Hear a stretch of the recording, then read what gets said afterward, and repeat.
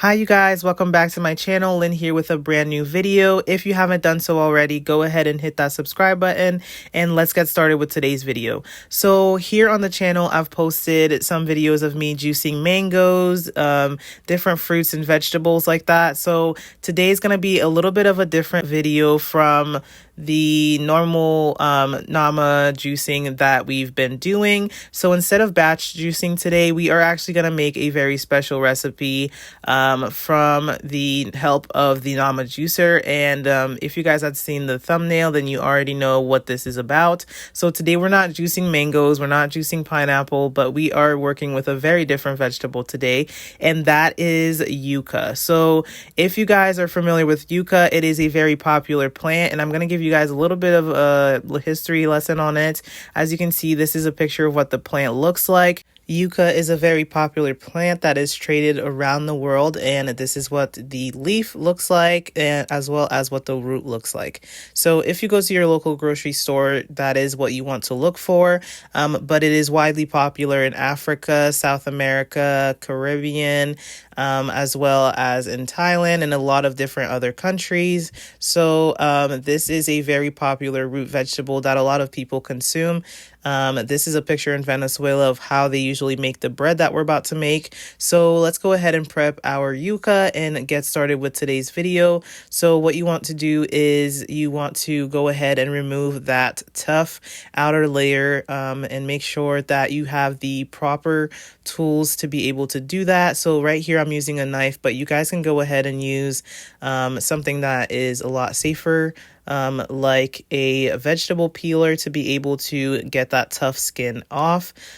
So before you use the yucca, make sure that you are getting the right variety of yucca, so that you don't use the bitter version. So if you go to your store, go ahead and ask someone and make sure that you are getting the right root vegetable, so that you don't end up using the bitter one, because that is one that is a little bit more difficult to consume, and you have to be very knowledgeable about the plant to be able to use it and cook it properly.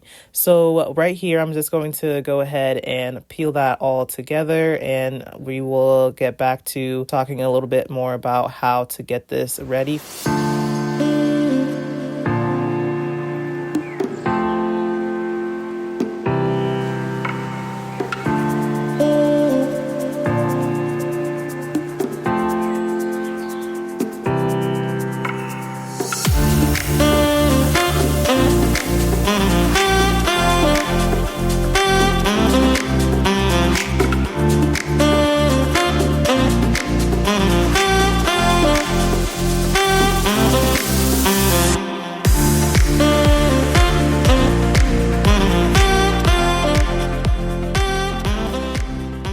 Once your yucca is cut and peeled, you want to go ahead then to soak it a little bit. So I'm going to go ahead and show you guys how you would usually soak it, and make sure to rinse it, because this is a very starchy root vegetable. I'm going to do the first rinse here in front of you guys, but then I'm going to go ahead and off camera and rinse it a couple more times. So once I've done that, I'm going to go ahead and use this vegetable cutter. This is going to make it easier for the Nama juicer to blend this, because it is a root vegetable and it has a lot of stubborn, of course, roots at the center of it. And so I'm going to go ahead and finely chop this with this electric vegetable cutter. I can go ahead and link one down below for you guys. I found this one on Amazon, so you can go ahead and use that. But if you guys are seeing just how thinly this machine is slicing it, this is absolutely perfect. It's going to make the blending process a lot easier for you guys.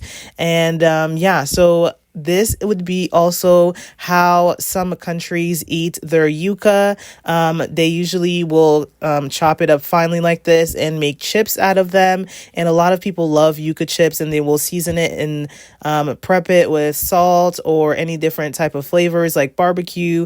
Just like we know potato chips here in the States.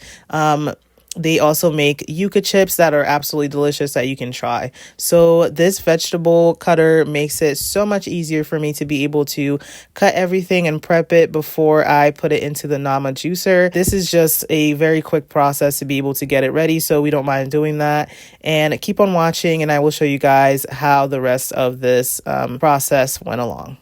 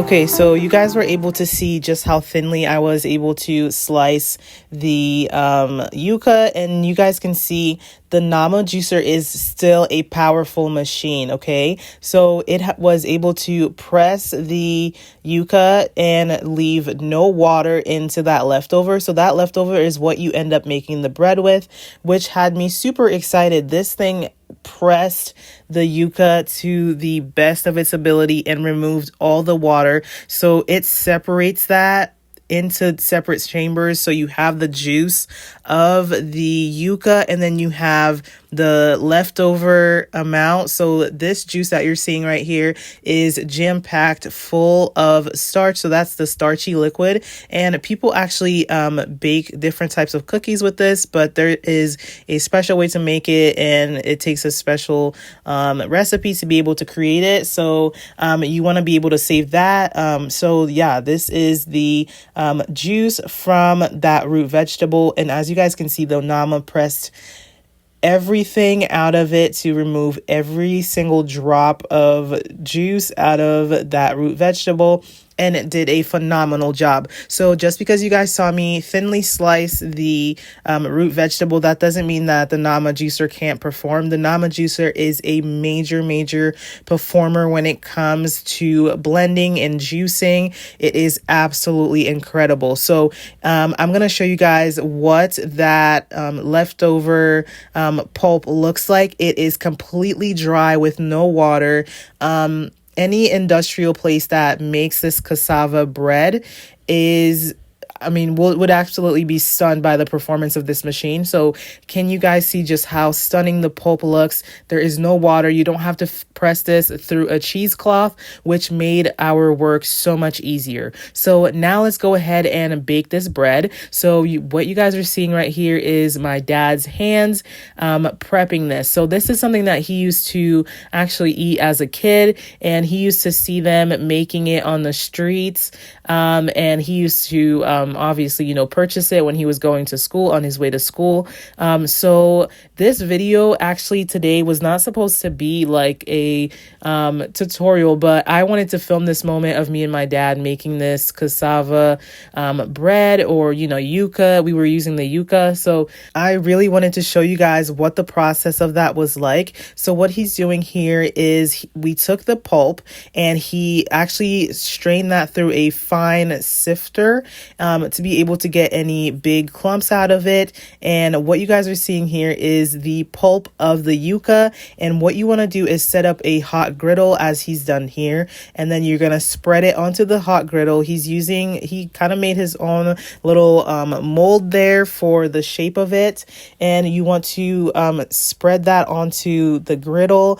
And with the heat, it's going to compact everything in and bake this thing. And I'm telling you, the smell of this is absolutely amazing. If you're from the Caribbean and you're used to cassava, or if you're from any kind of Hispanic country or Latin America, if you're used to this delicious treat, then you guys know what we were in for that day. And I'm telling you, this turned out absolutely amazing. So my dad was just able to tell me stories of, how he was able to watch people make this as in his childhood, and just how much he loves this baked bread recipe. So we call it cassava where we're from, but so what he's gonna do is turn up the temperature to be able to control everything.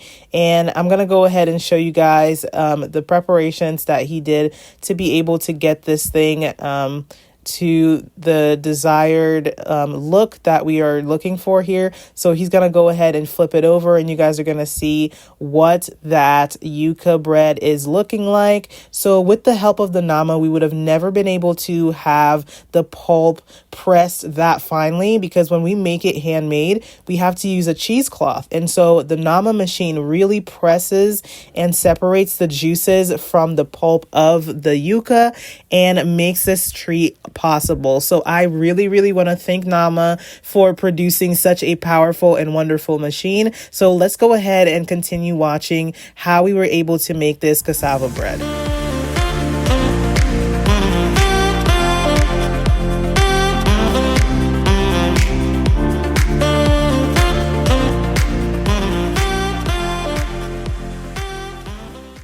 Okay, so this thing that you see us sprinkling on top of the cassava is sweetened coconut flakes that my mom has made. So she used fresh coconut, grated it, and she blended the coconut, and I think she puts it over the fire to toast it. So it is sweetened toasted coconut that my dad is putting in the middle of the cassava. And he's told me stories about how a lot of different merchants will make this differently. So, they can add, I think he told me they add like sweetened condensed milk in some parts of the country where he was from. And so it was just beautiful stories of how people are able to make this. But I love it with the sweet toasted coconut in the middle. It is absolutely divine and to die for. So here you guys are going to see my dad about to flip over the cassava. So the way that you know that it's done is when it browns on both sides. So right here, it is not ready yet, but you guys can see how the starch kind of allows the cassava to kind of stick together, and you want to wait for that nice golden brown look. So what he's doing there is turning up the heat to the griddle, and this is just a what would you say, like a household griddle that we have in our house, and we just put it on top of the stove, and we plugged it in and turned it on, and so that is what we were working on. So my dad is just gonna go ahead and continue making sure that the cassava browns properly, and he's just gonna flip that over. So I was standing there filming this, and the smell was literally just like tempting me to just grab it right off of the griddle and eat it right away. But I had to be patient. So you guys can see that nice golden crust on top of it, which is absolutely divine. So I couldn't wait to taste this, and I'm going to do a little taste test for you guys. So keep on watching, and I will tell you what that was like.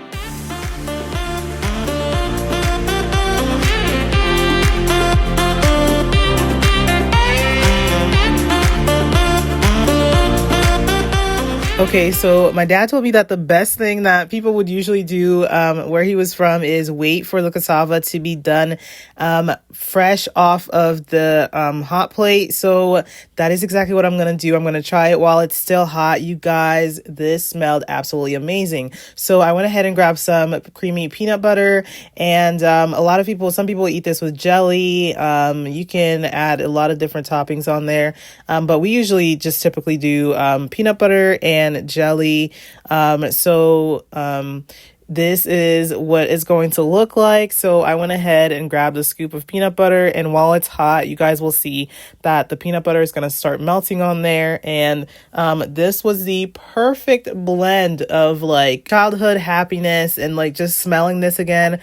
So I used to have this back when I was a kid. And then also, like, we do still consume like the cassava bread that we find at the store, but it is nothing compared to the homemade version that is right here. Okay, so this is absolutely delicious. And then with my mom's homemade toasted coconut in the middle, this is like to die for. All right, there is no price for how delicious this tastes right now. So I just broke off a piece of that, and the audio was too much because I literally was just like, in pure heaven right there when I had a bite of this delicious crunchy treat. Let me know if you've had cassava bread before and what your favorite flavor is. I know some people make garlic flavors.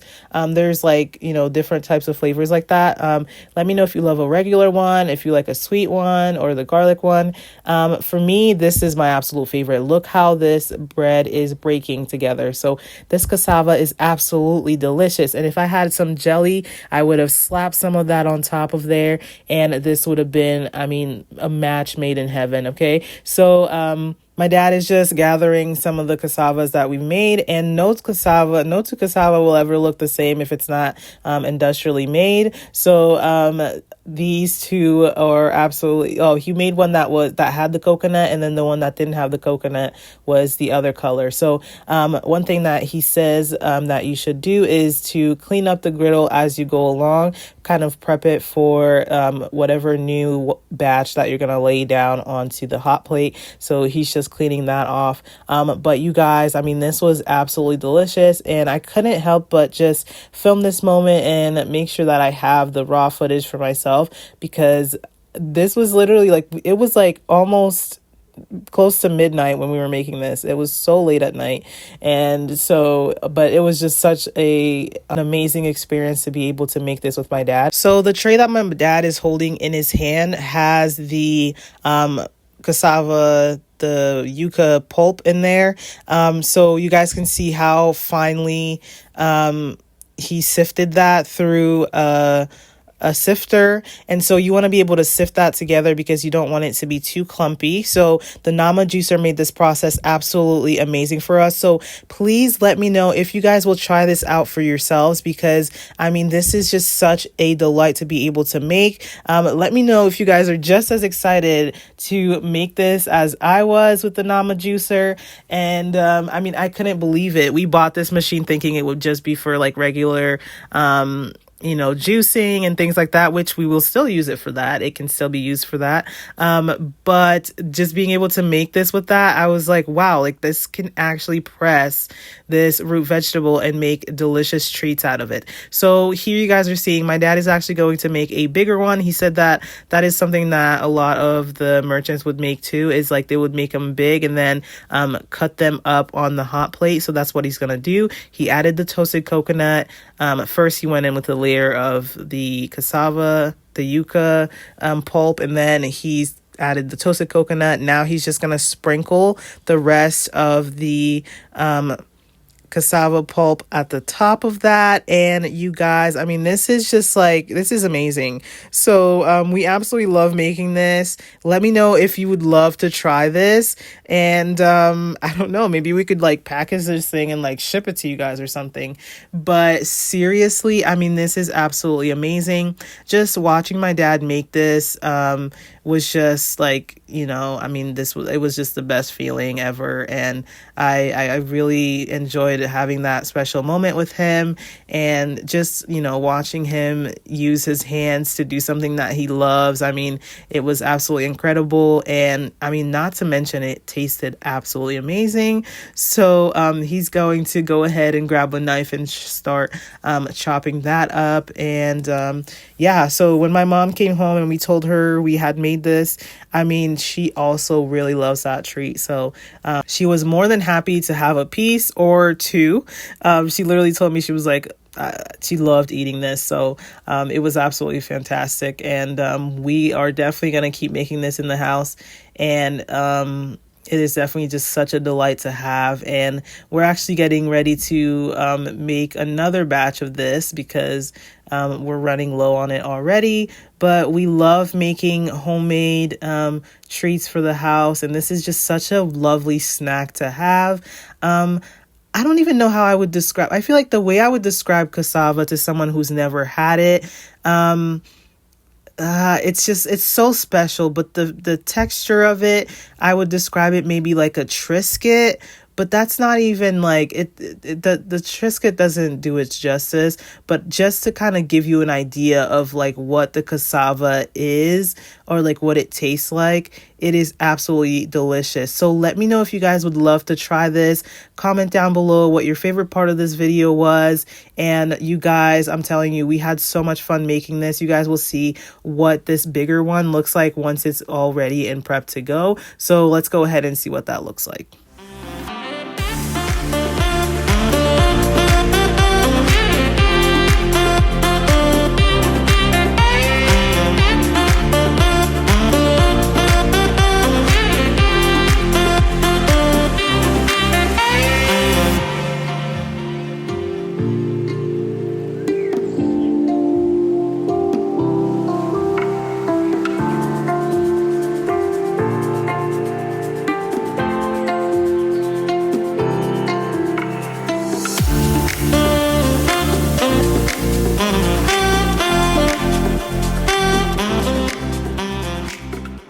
Thank you for making the cassava bread with me today, you guys, using the Nama juicer. I hope that you guys will consider trying out this wonderful machine. It is definitely worth the investment, and you guys can see the final result of this amazing treat. Please let me know in the comments down below if you end up trying it for yourself, and I will see you guys next time.